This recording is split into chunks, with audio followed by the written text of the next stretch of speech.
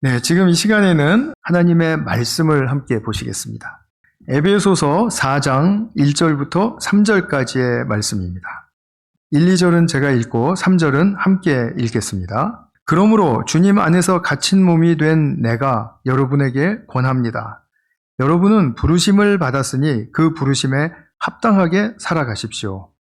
겸손함과 온유함으로 깍듯이 대하십시오. 오래 참음으로써 사랑으로 서로 용납하십시오. 함께 성령이 여러분을 평화의 띠로 묶어서 하나 되게 해주신 것을 힘써 지키십시오. 아멘. 제가 말씀을 위해서 잠시 기도하겠습니다.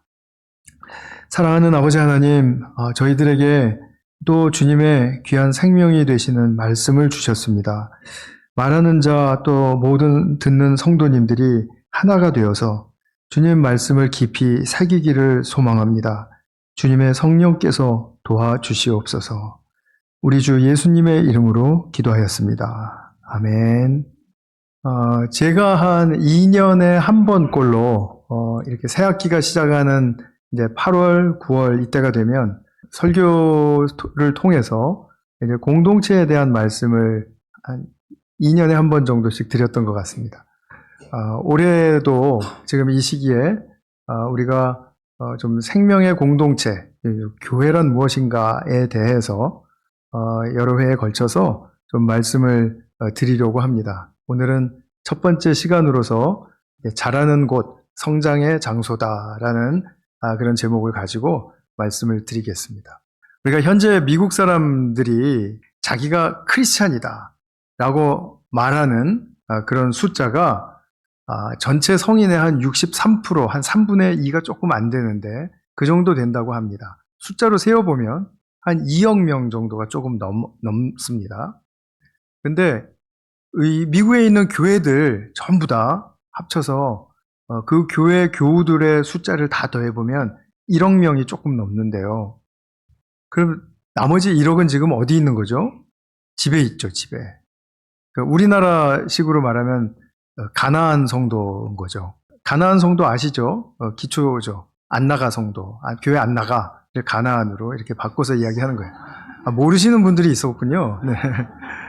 근데 이 미국의 이 가나안 성도가 이제 원래부터 있었던 거예요.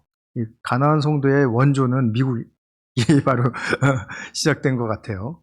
근데 이 계산이 지금 이렇게 1억 명 정도가 지금 공동체 무소속인데도 불구하고 자기를 기독교인이라고 자처를 하는데 이것은 뭐 예측 가능한 수치였다라는 것입니다. 왜냐하면 어떤 한 갤럽 조사에 의하면 꽤 오랫동안 대부분의 미국인은 공동체가 없어도 나의 종교관을 형성할 수 있다라고 말하곤 했다라는 것입니다. 그러니까 난 교회 안 나가도 크리스찬 될 수 있어. 크리스찬 정신을 배울 수 있어. 나는 절에 안 나가도 불교도가 될 수 있어. 뭐 이런 식인 거죠.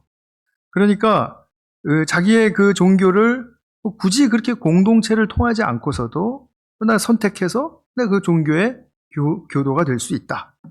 우리 성도님들은 어떻게 생각하시나요?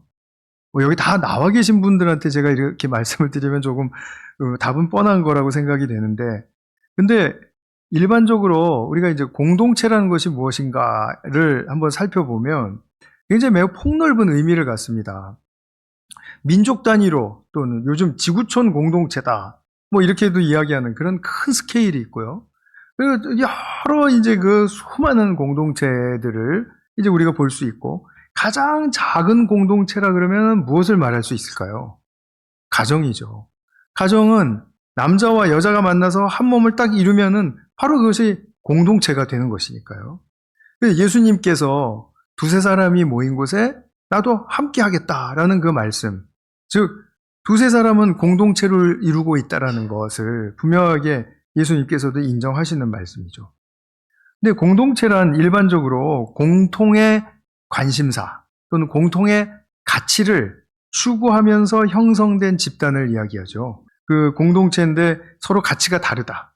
이념이 다르다. 뭐 말이 안 되죠. 이거는 공동체가 아닌 거죠. 근데 이 맥락에서 보면 교회도 당연히 이런 공동체라고 말을 할 수 있습니다. 어떤 차원에서 그렇게 말씀드릴 수 있을까요? 창조 때부터 한번 생각을 해보죠. 하나님은 우리를 하나님의 형상으로 창조해 주셨습니다.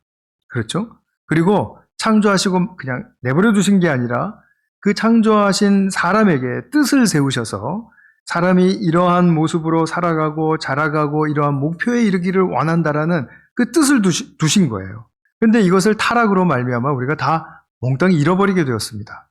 그러니까 하나님이 누구신지도 모르고 하나님의 뜻은 더더군다나 그냥 모르는 상태에 빠져버린 거죠.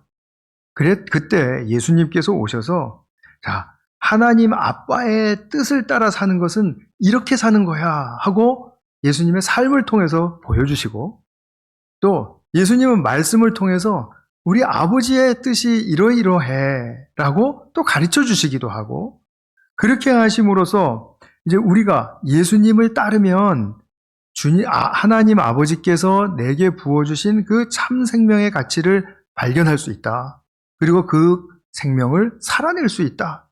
그래서 그 하나님이 주신 생명을 회복해야 한다. 라는 그런 측면에서 우리가 그 생명을 추구하며 또 그 생명을 사모하며 모인 그런 단체가 바로 교회라는 곳이죠. 그 결과 우리에게는 이렇게 아름다운 공동체가 허락된 것입니다. 그래서 오늘부터 이 귀한 공동체의 가치가 무엇인가, 또 목적이 무엇인가, 그것을 또 찾고 누리도록 돕는 하나님의 말씀은 어떻게 우리에게, 어떤 내용을 가지고 우리에게 가르치시고 있는가, 이제 그런 것들을 좀 살피도록 하겠습니다. 교회가 과연 어떤 면에서 가치가 있는가, 그것은 오늘 이제 처음 시작을 하는 이 설교에서 성장의 축복이 있는 곳이기 때문에 그렇다라는 말씀으로 나아가 보려고 합니다. 자, 하나님의 공동체는 시작이 있습니다. 그리고 또 그 공동체는 특징이 있습니다. 인류 최초의 공동체는 다 말씀하신 것처럼 가정이죠. 아담과 하와가 이루었습니다. 이 가정은 하나님의 형상인 두 생명이 만나서 이루어진 것입니다. 창세기 2장 7절에 보면은 하나님께서 생명의 기운, 즉 생기를 불어넣으셨다. 그리고 그래서 생명체, 즉 개역개정에는 생령이라고 번역이 되어 있는데 생령으로 만드셨다라고 이렇게 말씀을 합니다. 자, 하나님의 생명의 기운을 받아서 생명체로 만드시면은 가장 우리가 쉽게 금방 알 수 있는 특징이 뭘까요? 하나님의 생명을 주셨으니까 하나님의 생명을 감지할 수 있는 존재가 된 거죠. 또 하나님의 생명을 또 알아볼 수 있고 또 하나님의 생명을 잘 실현해 볼 수 있는, 살아볼 수 있는 그런 존재가 되었다라는 겁니다. 그러니까 하나님이 원하시는 그런 뜻과 계획과 목적에 맞추어서 살아갈 수 있는 존재가 되었다. 이런 얘기죠. 그것은 동물과는 다르게 하나님과 교통하는 존재로 만들어주셨다라고 이제 정리해서 말씀드릴 수가 있을 겁니다. 그리고 이제 아담도 이제 하와를 하나님께서 이제 만들어주셨을 때 뭐라고 고백합니까? 이 창세기 2장 23절에 보면은 유명한 말 있죠. 뼈도 나의 뼈, 살도 나의 살, 남자에게서 나왔으니 여자라고 부를 것이다. 이렇게 찬사를 보낸 겁니다. 아주 기쁨의 찬사. 근데 남자에게서 나왔으니 여자라고 부를 것이다는 남자와 여자를 구별해야 되겠다라는 의도에서 한 말은 아닌 것처럼 보여요. 뼈도 나의 뼈고 살도 나의 살이래요. 그러니까 남자에게서 나온 여자를 보면서 하는 좀 의역을 하면 이런 것입니다. 아, 나로부터 또 다른 내가 나왔네? 지금 이런 찬사입니다. 어쩌면 우리가 이렇게 동질의 그 느낌과 감정과 교통을 가질 수가 있지? 정말 놀라운데? 그런데 우리가 사실 살다 보면은 동일하지 않는 건 알게 되죠. 너무나 다른데, 근데 지금 이 존재 자체가 아담에게는 다른 동물들과 다 비교를 해서 볼 때, 정말 이 여인처럼 나와 통하는 존재가 없네. 이건 정말 또 다른 나구나 하는 것을 고백한다라는 겁니다. 이 최초의 두 사람을 한 몸으로 되게 하셨다라는 그 의미는 여기서 그치는 게 아니죠.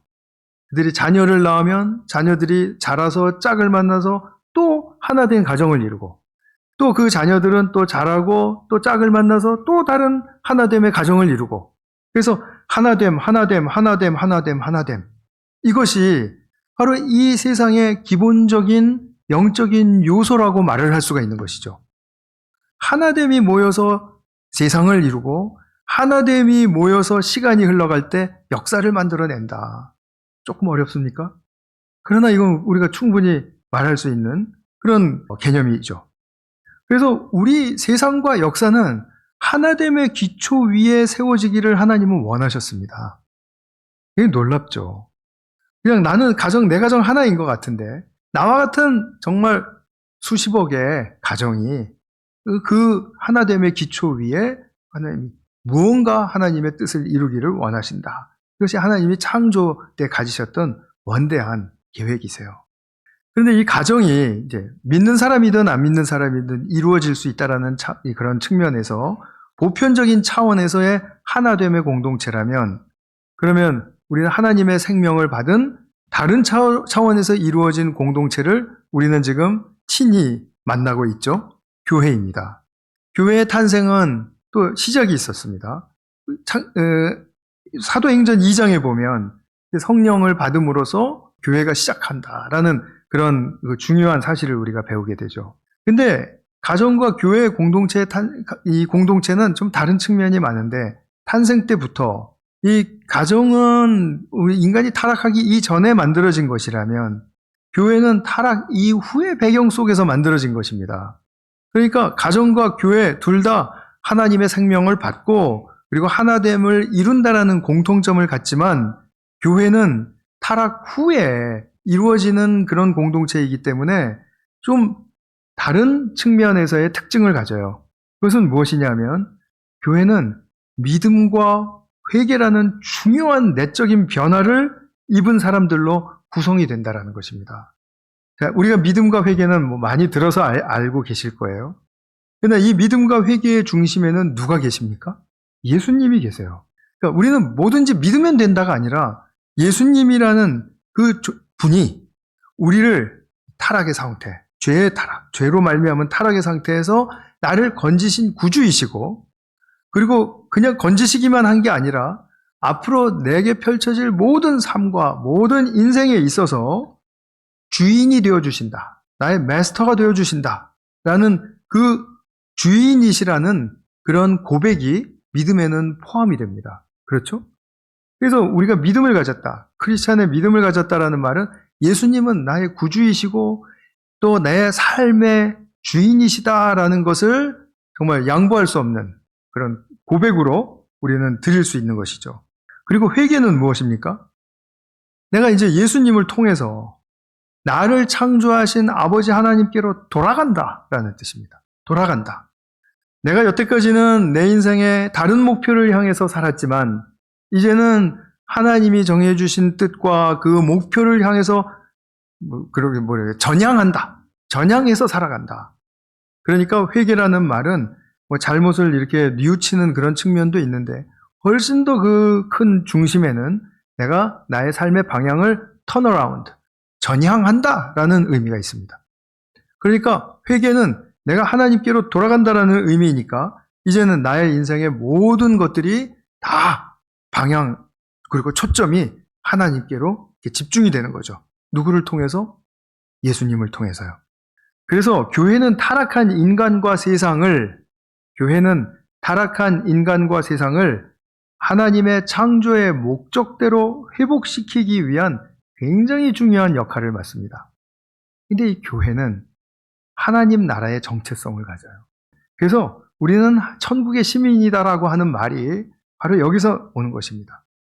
우리는 하나님 나라의 정체성을 갖기 때문에 하늘과 땅을 연결하는 존재가 된 것입니다. 삶은 땅에서 살지만 정체성은 하늘의 정체성이에요. 그렇기 때문에 우리는 하늘에 사는 사람들처럼 땅에서도 사는 세상과는 구별되는 삶을 살도록 부르심을 입었다.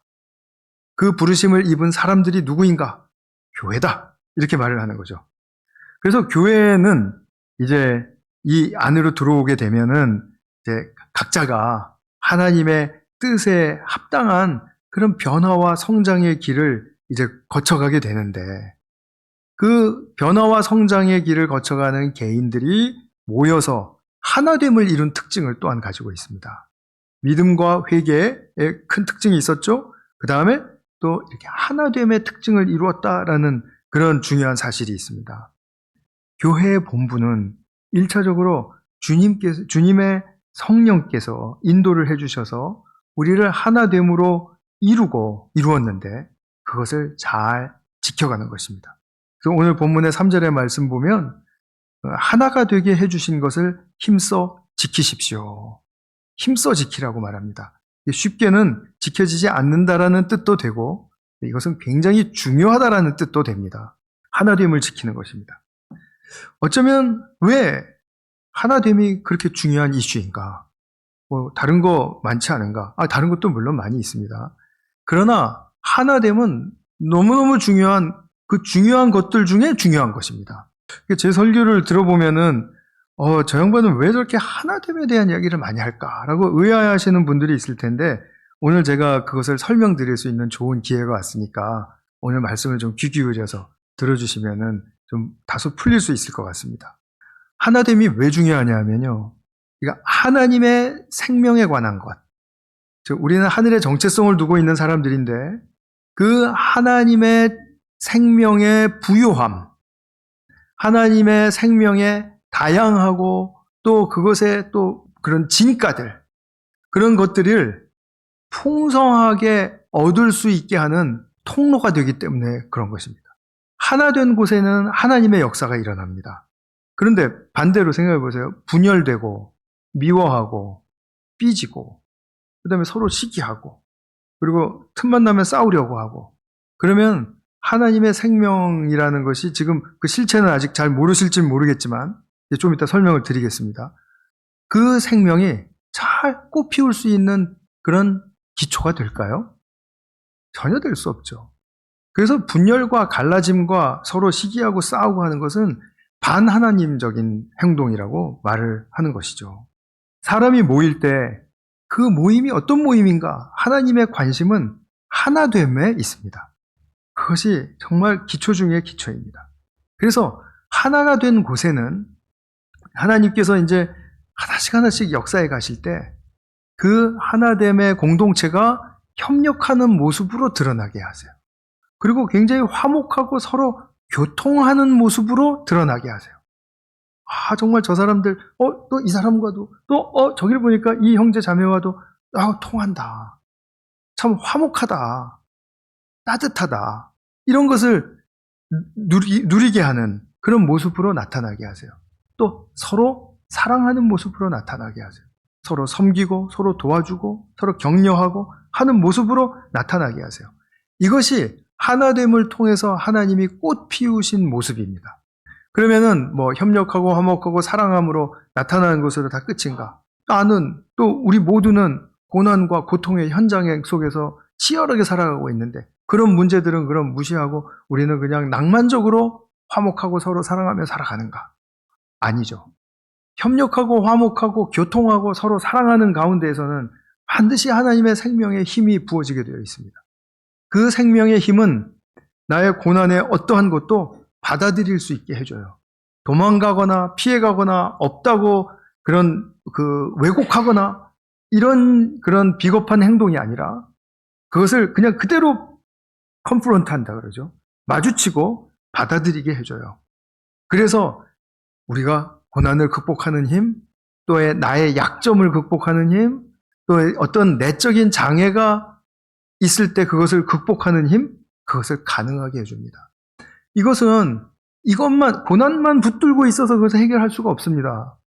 가정이 하나 되고 교회가 하나 되었다면 거기에 속한 우리 모두는 정말 협력하고 화목하고 서로 사랑하는 모습 속에서 하나님이 부어주시는 정말 개별적으로 또는 특징적으로 만나는 그런 어떤 고난의 현장들 속에서 그것을 이길 수 있는, 품고 그것을 딛고 일어설 수 있는 그러한 힘을 주신다라는 겁니다. 그래서 하나됨이 모든 것의 기초다. 이렇게 말씀드릴 수가 있습니다. 그럼 우리는 어떻게 하나가 됩니까? 뭐 대강 이제 들으셨는데, 믿음과 회개, 이런 좋은 힌트를 들으셨는데, 자, 그것을 통해서 그럼 어떻게 우리가 하나됨을 누립니까? 이게 좀 굉장히 프랙티컬한 문제입니다. 실질적인 문제거든요. 근데 이것이 우리가 하나가 되기 위해서 그럼 야, 우리가 노력해야 되겠구나. 아, 우리가 정말 뭔가 수련을 해야 되겠구나. 아, 우리가 기도 많이 하고 그리고 뭔가 봉사활동을 통해서 훈련을 많이 받아야 되겠구나. 이제 이런 식으로 가기가 굉장히 쉽습니다. 근데 이것도 중요하지만 이전에 굉장히 필요한 게 있어요. 굉장히 필요한 거, 제가 굉장히 단순하고 굉장히 필요한 이것을 제가 좀 설명을 드려보겠습니다. 앞서서 제가 믿음과 회개가 굉장히 중요한 역할을 한다고 말씀을 드렸죠.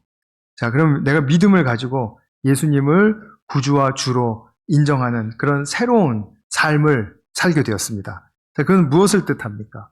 이제 예수님과 나 사이에 새로운 교제가 열렸다라는 거예요. 새로운 교제. 자, 그럼 그분 안에서 새로운 교제의 즐거움을 누립니다. 그런데 내가 주님 안으로 들어가서 이렇게 즐거움을 누리다 보니까 또 내 옆에 주님을 또 즐거워하면서 새로운 교제를 누리는 형제와 자매들이 있는 겁니다. 그들 중에는 내가 좋아하는 스타일도 있어요. 그런데 한편으로는 영 안 맞을 것 같은 사람도 있어요. 심지어는 내 돈 떼어먹고 도망간 사람도 있어요. 실제로 우리 이민사회에서 일어난 일인데요. 어떤 사람이 방문 중에 이제 그 한국 교회, 이제 한인 교회 가서 예배를 드리게 되었는데, 이게 우리 오늘처럼 이렇게 헌금함을 돌리는 그 사람 중에 한 사람이 자기 돈 떼어먹고 도망간 사람이라는 거예요. 그래가지고 은혜 다 망치고, 그리고 그 교회를 뭐 뛰쳐나왔대나 어땠대나, 뭐 그 뒷이야기는 뭐 별로 관심이 없습니다만, 하여튼 그런 일이 있었답니다. 근데 내가 주님과 막 기뻐하는 가운데 내 옆에 막 기뻐하는 형제를 봤는데 그 형제가 나에게 해를 끼친 사람이에요. 그럼 어떻게 하시겠습니까? 딜레마입니까? 이거 지금 굉장한 고민이 생긴 겁니까? 무엇이 더 중요합니까? 주님과 새로운 그런 교제의 은혜의 장을 열었다는 사실이 내 인생에 중요합니까? 나는 지금 잊어버렸다가 생각나는데 내 돈 떼어먹고 도망간 사람 이렇게 만난 것이 중요합니까? 우선순위의 문제이고, 그죠? 내가 무엇에 가치를 두느냐의 문제가 있는 거죠. 근데 진정한 믿음을 가진 사람이라면 주님과 교제가 열린 것처럼 중요한 건 없습니다. 주님이 나의 주인이 되어주셨다라는 것, 그 이상으로 더 중요한 건 없습니다. 그렇기 때문에 그런 사람이라 할지라도 주님 안에서 함께 거하는 모두는 나의 형제요 또 자매의 새로운 관계를 맺게 하는 것입니다. 하나 되는 것이죠. 그래서 2절에 보면 겸손함과 온유함으로 깍듯이 대하십시오. 깍듯이란 말을 붙였습니다. 내 돈 떼어먹고 도망간 사람인데요. 그래도 한번 겸손함과 온유함으로 다가서 보라. 오래 참음으로써 사랑으로 서로 용납하라, 받아줘라. 이것입니다. 그래서 내가 애쓰고 힘을 주어서 하나됨을 이루는 게 아니고, 나의 어떤 수련과 돌을 닦아서 하나됨을 이루는 게 아니고, 주님 안에서 내 죄와 나의 잘못과 나의 약점을 다 용납하고 받아주셔서 나와 친밀한 교제에 이르기까지 허락하여 주신 그런 주님의 은혜에 힘입어 이 주님과의 관계 속에서 보니 나 같은 사람이 또 있으니 주님이 나를 받아주셨고 또 그를 받아주셨는데 내가 그를 못 받아줄 이유를 어디서 찾겠는가 라고 고백하는 사람이 바로 하나됨을 이룬 사람입니다. 그런데 하나됨을 방해하고 깨트리는 세력이 항상 우리 옆에서 도사리고 있죠. 누구입니까? 에덴에서부터 인간을 공략해온 사탄입니다. 이 사탄은 너무나 영리해서 자기의 모습을 드러내지 않고 있는 것처럼 없는 것처럼 막 이렇게 막 변신술도 써가면서 사람의 하나된 관계를 깨트리는 데는 1000가지, 10,000가지의 술법을 가지고 있는 존재입니다. 그 중에 가장 잘 쓰는 수법이 무엇이냐면 자기 중심성을 부추기는 것입니다. 자기 중심성. 그러니까 인간의 죄의 바탕은 욕구라고 말할 수 있죠. 욕구를 변질시킨 것입니다. 욕구는 원래 선한 것인데 그것을 변질시켜서 자기 중심적인 것으로 그냥 다 방향을 틀어버렸어요.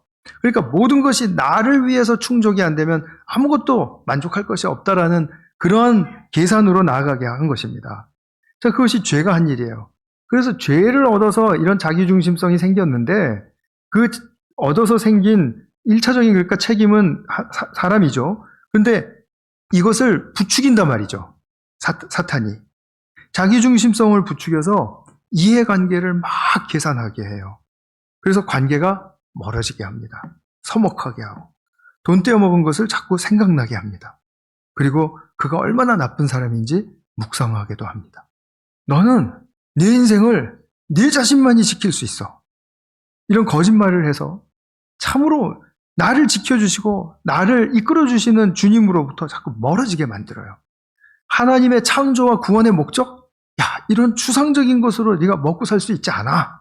좀 더 사람이 현실적이 돼야지. 이렇게 하면서 하나님의 그 뜻과 계획과 목적은 우리에게 실제로 도움이 안 된다. 아, 그래. 추상적으로는 괜찮아. 하나님 그래 멋지잖아. 자기보다 세니까 멋지다고는 이야기할 거예요. 그런데 하나님의 뜻이 이루어지지 않게 하려면 하나님과 인간관계에 금이 가게만 하면 사탄은 대성공입니다.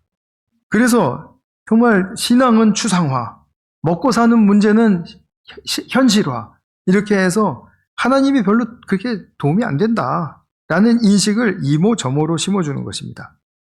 그래서 사탄이 하는 모든 일의 목적은 하나된 관계를 깨고 하나님으로부터 멀어지게 하는 거죠.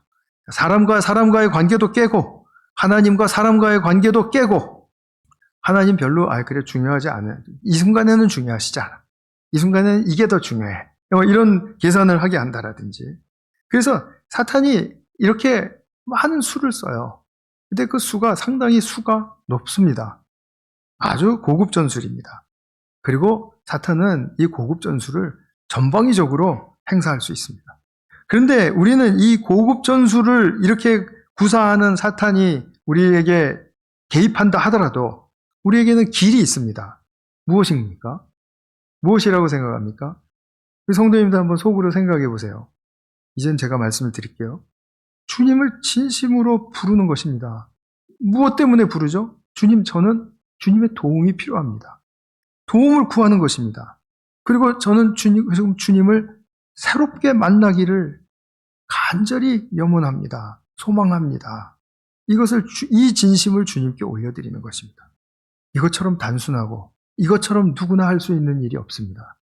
하나님은 이 사탄이 어떠한 고급 전술을 써서 우리를 넘어뜨리려 한다 할지라도 이러한 단순한 주님과의 관계가 새롭게 연결되는 그 통로를 통해서 사탄의 유혹과 사탄의 이 역사를 잘라버리게 하실 수 있습니다. 정말 하나님은 선한 능력의 소유자이신 것 맞습니다. 내가 주님의 도우심을 입고 정말 일어서야 할 문제들이 정말 많습니다. 주님, 이런 많은 문제들 속에 사탄은 날 항상 계산하게 하고 하나님으로부터 또 사람으로부터 멀어지게 합니다. 내 인생이 꼭 나 혼자 사는 것처럼, 사는 세상인 것처럼 느껴지게 하고, 그리고 나는 괜히 외롭게 하고, 이게 다 지금 이 꼬리에 꼬리를 물고 지금 일어나는 그런 단계적인 현상들이거든요. 그러니까 우리는 이때 무엇을 해야 합니까? 주님께 도움을 구하며 주님 만나고 싶습니다. 그것이 저에게는 지금 제일 필요합니다. 이것을 고백하는 것입니다. 그러면 우리의 인생이 만만치가 않은데요. 이런 문제들, 이렇게 고백한다고만 해서 이런 문제들이 다 해결이 될까요? 저는 된다고 믿습니다. 어떤 방식으로 해결하느냐가 문제이죠. 그리고 어떤 것이 성공한 인생이냐를 다시 재조명하는 그게 재해석하는 그게 문제이죠. 자, 우리가 만나는 어려움들이 있습니다. 그것들은 다 품어야 할 것들입니다. 제가 말씀드려 보겠습니다. 첫 번째로 아픔입니다. 아픔. 이거는 그래요. 나에게는 너무 아픈데 저 사람은 안 아프대요. 똑같은 상황인데도. 그것은 왜 그렇습니까? 나의 성향과 나의 관점 속에서 상대적으로 겪는 아픔들이 참 많습니다. 그렇지 않습니까? 환경과 여건이 너무 안 좋아서 당하는 고통이 있습니다. 우리 모두에게 있습니다. 타인과 관계 속에서 발생하는 미움과 상처가 있습니다. 한 번도 미워하지 않고 산 사람은 없습니다. 한 번도 상처받지 않은 사람은 없습니다. 다 우리는 이것을 만나고 삽니다. 또 우리는 삶에서 주어진 어떤 중요한 것들이 있음에도 불구하고 그것의 의미와 가치를 잃어버림으로써 우울해지고 비관이 되고 그렇게 나아가는 그런 우리의 삶의 악순환이 또한 있습니다. 그리고 우리의 인식과 습관이 왜곡되었고 또 주님의 사랑을 발견하지 못했기 때문에 더 깊이 또 발견하지 못했기 때문에 자신을 비하하는 태도들이 참 많습니다. 자신을 비하하면 그것은 나를 향하면 나를 못 살게 굴고 나는 잘못됐다, 나는 틀렸다, 나는 인생에서는 이제 끝이다, 다음 생에나 기대해봐야 되겠다 이런 말들 할 수도 있고 또 하나는 저 때문이다, 환경 때문이다, 나라 때문이다, 대통령 때문이다 뭐 이렇게 또 탓하는 인생으로 나아가게 하는 겁니다. 모든 이것의 뿌리는 자신을 비하하는 데서 나옵니다. 자신을 소중하게 여기지 못하기 때문에 나오는 것입니다. 주님이 나를 소중히 여기는 것처럼 나도 나를 소중히 여겨야 할 텐데 더도 아니고 덜도 아니고요. 자, 그렇게만 하면 되는데 그것이 우리 속에서는 계산이 너무 많아서 그 기준을 다 잃어버리고 그리고 때로는 나를 비판했다가 또 비하했다가 때로는 내가 또 우쭐댔다가 이렇게 롤러코스터를 타는 인생이 돼버리는 것입니다.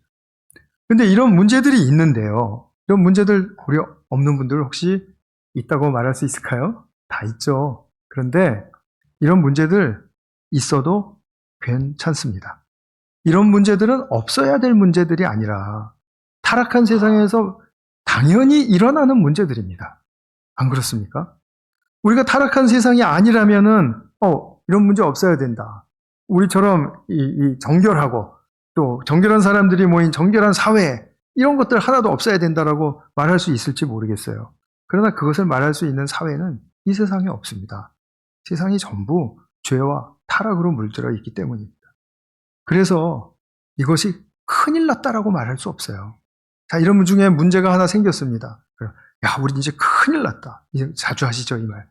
근데 가만히 생각해 보세요. 정말 큰일 아니거든요. 큰일이 아닌데 큰일처럼 확대해서 느껴지게 하는 이 모든 것들, 이것보다도 더 또 많이 있겠죠. 괜찮습니다. 이런 문제들 다 있는 것입니다. 문제는 뭐냐면 이 문제들을 방치하고 그리고 그냥 없는 것처럼 여기고 그리고 이것이 있다라고 말하는 건 오해야 라고 하는 왜곡, 더 나아가서는 그런 망상 이런 것들을 주장하는 데 문제가 있죠. 문제가 있다고 해서 잘못된 것은 아니지만 이 문제를 그냥 영원히 내 삶과는 아무런 관계없는 것처럼 방치해 두는 것에는 문제가 있다 이런 말씀입니다. 그래서 이 모든 것을 치료하고 또 그러면 이렇게 생각이 되죠. 이걸 다 치료하고 고쳐야만 내 삶이 온전해질 것이다. 내 삶은 그렇지 않으면 잘못된 것이다. 이것도 또한 착각입니다. 문제는 뭐냐면요. 이것입니다. 문제를 품고 있는 인생이 누구에게나 엄연히 정상적인 것인데 이러한 삶 속에서 나는 어떻게 나의 인생을 걸어갈 것인가? 누구와 걸어갈 것인가? 무엇을 향해서 걸어갈 것인가? 이게 정립이 되어야 된다는 말씀입니다.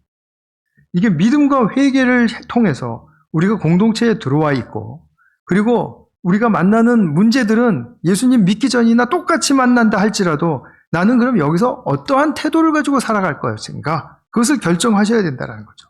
그것은 내가 어떻게 하나님을 향해서 한 걸음씩 내딛을 수 있을 것인가? 이것을 고민하시는 그것으로부터 나의 인생은 새롭게 시작된다는 것입니다. 그런데 또 이것도 막연하죠. 어떻게 하나님을 향해서 나갈 수 있을까요? 내 나름대로 노력해 보겠죠. 기도도 하고 성경도 읽고 막 하겠죠. 그러나 정말 그 하나님을 향한 삶의 핵심 속에는 누가 계십니까?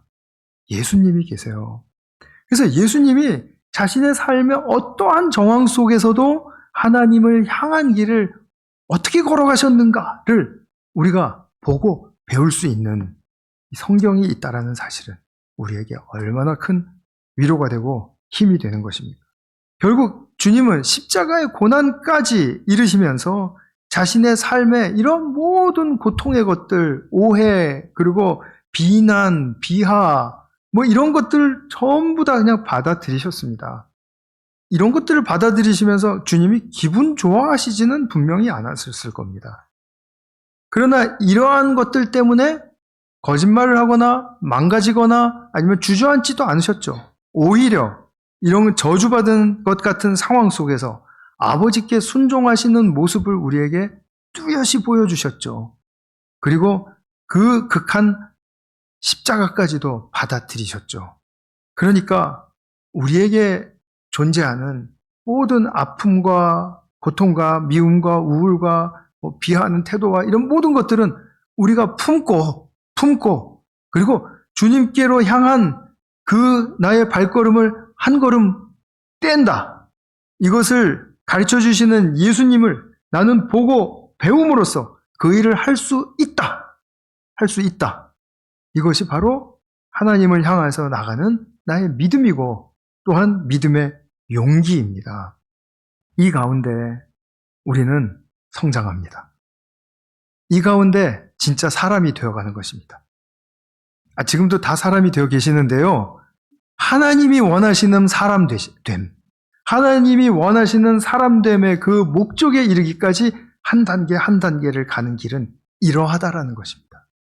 이 순종의 길을 통해서 우리는 자라고, 또 남편의 자리에서 남편됨으로 자라고, 아내의 자리에서 아내됨으로 자라고, 또 우리 일하시고 또 하시는 전문 영역에 계시고 또 사업을 하시는 분들은 그 사업의 현장 속에서 그것과 내가 맡은 그 영역과 하나됨으로 내가 또 순종하면서 나아가며 자라고, 내가 참된 친구로서 자라가고, 하나님 나라의 일꾼으로서 자라가고, 이렇게 자라가는 것입니다.